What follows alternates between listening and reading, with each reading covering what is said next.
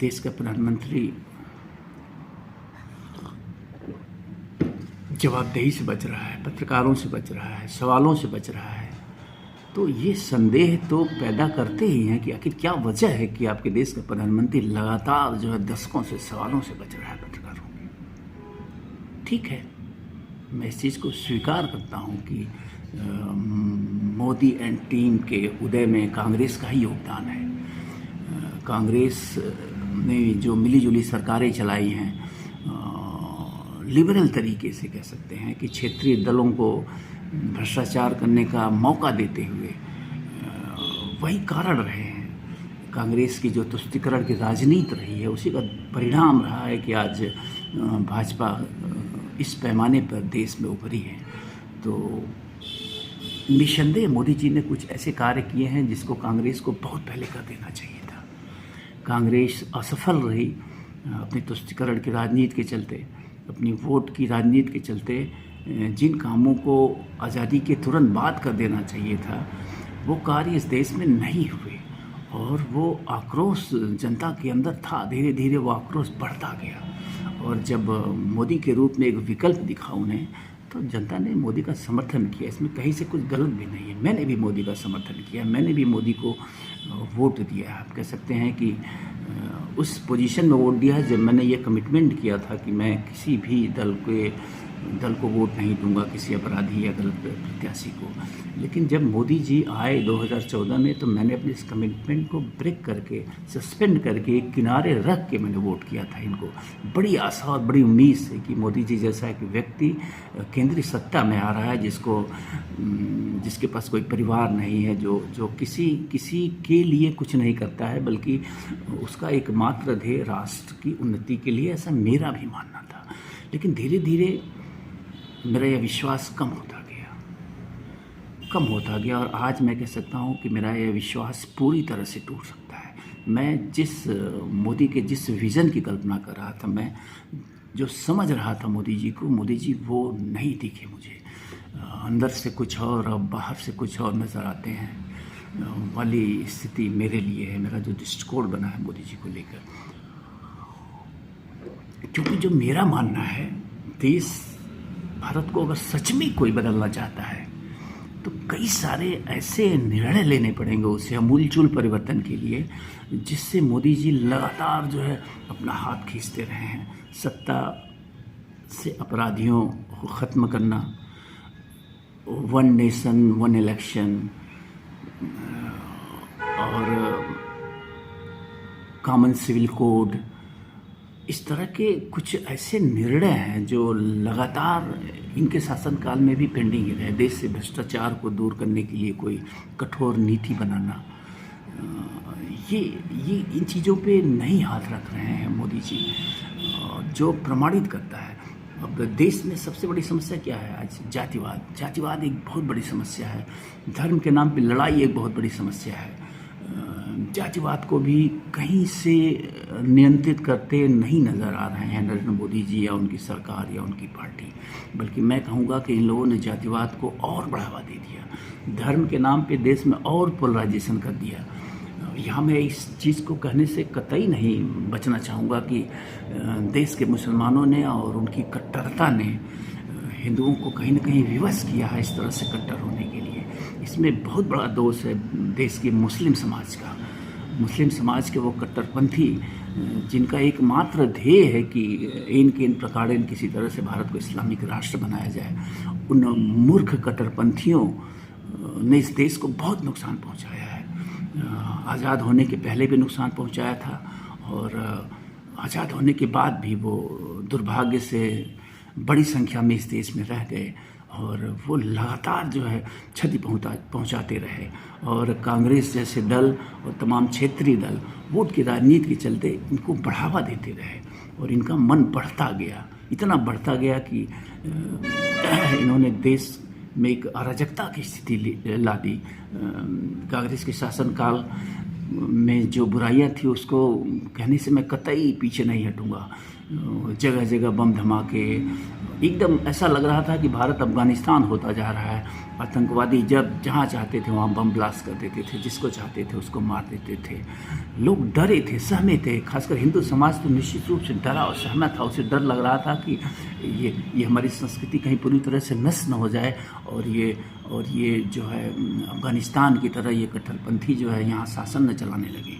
तो उस डर ने हिंदुओं को मोदी के साथ पोलराइज किया। गलत भी नहीं था, हिंदुओं का डिसीजन मैं नहीं कर रहा हूँ गलत है। तो ये कांग्रेस की ढुलमुल नीति, ये कांग्रेस के तुष्टीकरण का दुष्परिणाम रहा कि आज भारत के हिंदू जो हमेशा से लिबरल रहे हैं, इनके अंदर जातिवाद का रोग जरूर है, लेकिन धर्म के नाम पे हिंदू समाज हमेशा से लिबरल रहा है। लेकिन उस लिबरल समाज को भी कांग्रेस की इस तुष्टीकरण की नीति ने जो है विवश कर दिया कट्टर होने के लिए। आज हिंदू कह सकते हैं कट्टर हो गए हैं, पोलराइज हो गए हैं मोदी के साथ। लेकिन मेरा जो कहने का मतलब है कि इस पोलराइजेशन से, इस कट्टरपना से, चाहे वो हिंदुओं की या मुसलमानों से, राष्ट्र निर्माण नहीं होने जा रहा है। मोदी जी जब सत्ता में आए थे तो मेरे जैसे लोगों की बड़ी उम्मीदें थी कि ये राष्ट्र निर्माण के लिए सिर्फ कार्य करेंगे, ये राजनीति से अपराधियों का सफाया करेंगे, ये देश की न्यायपालिका को सुधारेंगे, ये जो देश की चुनाव व्यवस्था को सुधारेंगे और देश समृद्धि और तरक्की की तरफ तेजी से बढ़ेगा। उस दौर में जबकि देश के पास खूब खजाना है, टैक्स के नाम पे जनता से इतना पैसा लिया जा रहा है, इतना पैसा लिया जा रहा है कि अगर सच में उन पैसों का सही से सदुपयोग हो, भ्रष्टाचार रहित तरीके से, तो देश तेजी से तरक्की कर सकता है। अभी तक जो मैंने देखा है, विकास के नाम पे कह सकते हैं, जिसे मैं बेतरतीब विकास कहता हूँ, देश का एक टैक्स का बहुत बड़ा पैसा कह सकते हैं बेतरतीब विकास की भेंट लगातार चढ़ जा रहा आज़ादी की बाद से ही। विकास के नाम पे जो सरकारी कार्य हो रहे हैं, जो ठेके हो रहे हैं, सब में लूट मची है, सिर्फ पैसे का बंदरबाट होता है। सड़कें रोज़ बनाई जाती हैं, रोज़ टूटती हैं, फिर बनाई जाती हैं। इस तरह के सारे निर्माण जो है एक तरह से विफल साबित होते रहे हैं। कमीशन खोरी तब भी चलती थी और मोदी काल में भी वो कमीशन खोरी उसी निर्बाध गति से चल रही है। बड़े स्तर पे शायद कुछ रुका हो, मैं नहीं कह सकता, लेकिन वहाँ भी तमाम प्रकार के कुरीतियाँ देखने को मिल रही हैं। अगर आप किसी एक व्यक्ति, अडानी जैसे व्यक्ति को आप अरबों खरबों रुपए का लाभान्वित करते हैं तो कहीं ना कहीं से निश्चित रूप से कुछ तो साठगांठ है आपकी। तो कहने का तात्पर्य यह है कि मोदी जी सफल रहे कितना या कितना विफल रहे, ये सोचने का विषय है। चुनाव लोकसभा का निकट है और मोदी जी निश्चित रूप से तीसरी बार प्रधानमंत्री बनने का स्वप्न देख रहे हैं। वो साफ साफ दिख रहा है कि वो चुनावी मोड में आ चुके हैं। इसीलिए मैं कहता हूँ कि वन नेशन वन इलेक्शन होना चाहिए। अगर आप लगातार मोदी जी के 8 साल के कार्यकाल को देखिए, पूरी सूची मंगाइए इनके कार्यों की, इनके विजिट्स की, ये कहाँ गए हैं, क्या किया है, तो आप पाएंगे कि इनके पूरे 8 साल का कार्यकाल का आधा हिस्सा चुनाव प्रचार में बीता है। सिर्फ और सिर्फ चुनाव प्रचार में बीता है। अगर उसमें ढेर सारे कह सकते हैं कि सरकारी धन का दुरुपयोग भी इसमें है। चुनाव की अधिसूचना से पहले उद्घाटन और शिलान्यास के नाम पे जो यात्राएं ये लोग करते हैं, वो सब की सब चुनावी यात्राएं होती हैं सच कहिए तो, और दुर्भाग्य से वो जनता के टैक्स के पैसे से होती हैं, सरकारी कार्य के नाम पे। तो इस तरह के तमाम गलत चीज़ें होती रही हैं जो यह साबित करती हैं कि मोदी जी को जिन आकांक्षाओं से देश की जनता ने उन्हें सत्ता दी थी, स्पष्ट बहुमत से, उन आकांक्षाओं को पूरा करने में वो सिर्फ आंशिक रूप से सफल हुए हैं। और मैं कहूँगा कि सिर्फ आंशिक सफलता है, एक छोटा सा अंश है जिसको उन्होंने पूरा किया है। जैसे अगर मोटे मोटे में देखा जाए तो राम मंदिर का निर्माण का मार्ग प्रशस्त हुआ। इसमें भी अगर कहा जाए तो ये जुडिशरी की देन है। अगर कोई कहता है कि मोदी जी के चलते हुआ है, तो फिर जो एक आरोप उन पे लगाया जाता है कि संस्थाओं का दुरुपयोग कर रहे हैं, तो वो आरोप स्वतः सिद्ध हो जाएगा कि अगर मोदी के चलते राम मंदिर निर्माण हो रहा है, इसका मतलब है कि अदालत जो है उनके प्रभाव में काम कर रही है, संस्थाएं उनके प्रभाव में काम कर रही है, ये आरोप स्वतः सिद्ध हो जाता है। तो और दूसरा एक कार्य जो है कश्मीर से धारा 370 को हटाने का, ऐसे ही कुछ कार्य दिख रहे हैं, उसका भी कोई बहुत सुखद परिणाम कश्मीर में तो नहीं दिख रहा है। कुल मिला के स्थिति जैसे कि तैसे ही है। हाँ, आतंकवाद पे नियंत्रण किया है इन्होंने। जो इस तरह के लैंड आर्डर थे देश में, आतंकियों का जो मनोबल बढ़ा हुआ था, उस मनोबल को कम करने में, आतंकवादियों पे अंकुश लगाने में निश्चित रूप से नरेंद्र मोदी की सरकार सफल साबित हुई है। लेकिन अन्य मुद्दों पे अगर देखा जाए, देश से भ्रष्टाचार मिटाने के मुद्दों को देखा जाए, कमीशन खोरी को देखा जाए, तो ये चीज़ें यथावत चल रही हैं। कहीं से इनमें कोई सुधार नहीं हुआ है। जातिवाद, धर्म के नाम पे लड़ाइयाँ, राजनीति में अपराधियों का वर्चस्व, ये सारे दुर्गुण ज्यों के त्यों बने हुए हैं। तो जो मेरा आकलन है नरेंद्र मोदी जी को लेके, आंशिक सफल हुए हैं वो। और कुल मिला के अगर जिन आकांक्षाओं से इनको लाया गया था, उन आकांक्षाओं की बात करी जाए, तो मोदी जी को मैं कहूँगा विफल साबित हुए हैं।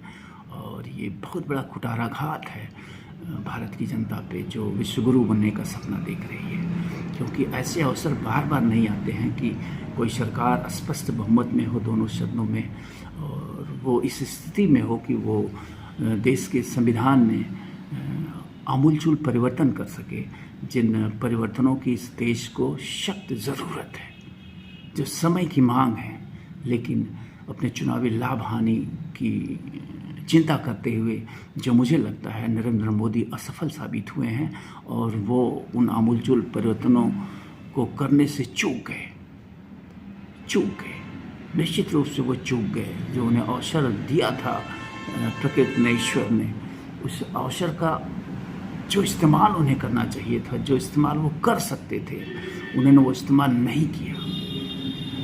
कारण सिर्फ और सिर्फ पॉलिटिकल ग्रीड के चलते, सत्ता में लगातार बने रहने के चलते। ये बीमारी दुनिया भर के नेताओं में देखी जाती है, लेकिन भारतीय नेताओं में ये बीमारी कुछ हद से ज़्यादा है।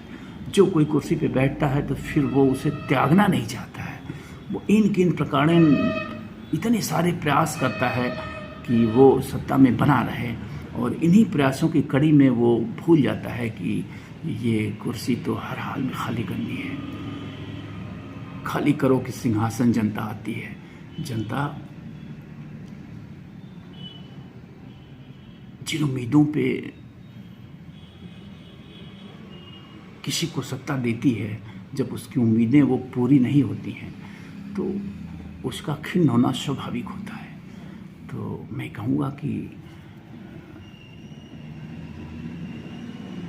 नरेंद्र मोदी जी विफल रहे हैं, और अब आपको निर्णय करना है कि आगे क्या होना चाहिए। निश्चित रूप से यहाँ एक समस्या ज़रूर है कि आगे कौन, दूसरा कौन। एक हमारी राजनीति में बहुत बड़ी विकल्पहीनता आ गई है, इसमें कोई दो राय नहीं है। तमाम क्षेत्रीय दल के नेता, जिनके पास 10-12 सांसद जीतने की क्षमता है बड़ी मुश्किल से, वो भी प्रधानमंत्री बनने का स्वप्न देख रहे हैं या देखने लगते हैं। जो किसी जाति विशेष के आधार पे राजनीति में जीवित हैं, वो भी इस अतरंगी देश का प्रधानमंत्री बनने का स्वप्न देखने लगते हैं, दुर्भाग्य से। तो ये बड़ी दुर्भाग्यपूर्ण स्थिति बन जाती है। तो विकल्पहीनता ज़रूर है।